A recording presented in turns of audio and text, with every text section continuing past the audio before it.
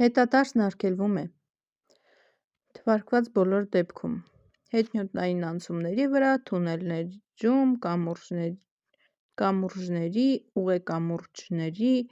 էստակադների վրա և դրանց տակ երկաթուղային գծանցներում, եթե մտադիր եք կատարել ձախ շրջադարձ, որ տրանսպորտային միջոցին պետք է զիջել ճանապարհը,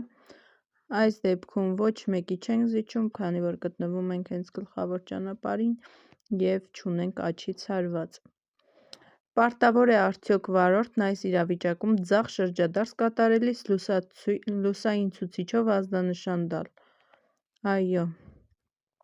Ճանապարհային երթևեկության անվտանգության ապահովման մասին ՀՀ օրենքի համաձայն հետնյոթներին են հավասարեցվում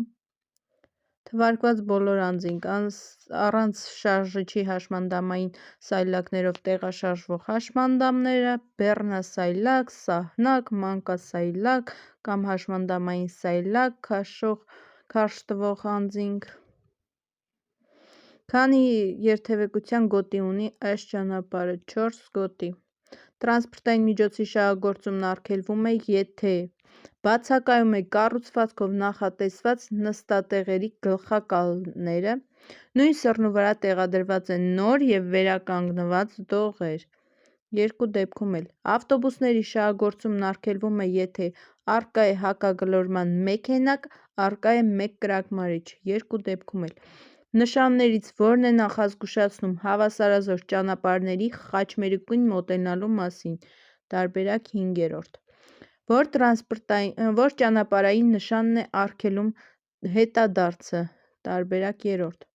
նշաններից որի դեպքում պետք է զիջել ճանապարհը հանդիպակաց երթևեկողին նեղ հատվածում։ Ա և Գ տարբերակները, որ տրանսպորտային միջոցների վրա չի տարածվում կանգ առնարգելող նշանի ազդեցությունն այս դեպքում միայն հաշմանդամ ճանաչման նշանով կահավորված մոտոսայլակների և ավտոմոբիլների վրա։ Խաչմերուկը երկրորդը կանցնի։ Կարմիր ավտոմոբիլը։ Տրանսպորտային միջոցները խաչմերուկը կանցնեն հետևյալ հերթականությամբ՝ ավտոբուս, բեռնատար ավտոմոբիլ և թեթև մարդատար ավտոմոբիլ։ Երթևեկությունը թույլատրվում է դեպի աջ առաջին անցումով։ Ճանապարհային նշաններից որի հետ կարող է կիրառվել դեղին գույնի ընդհատվող գծանշումը։ Կայանելն արգելվում է։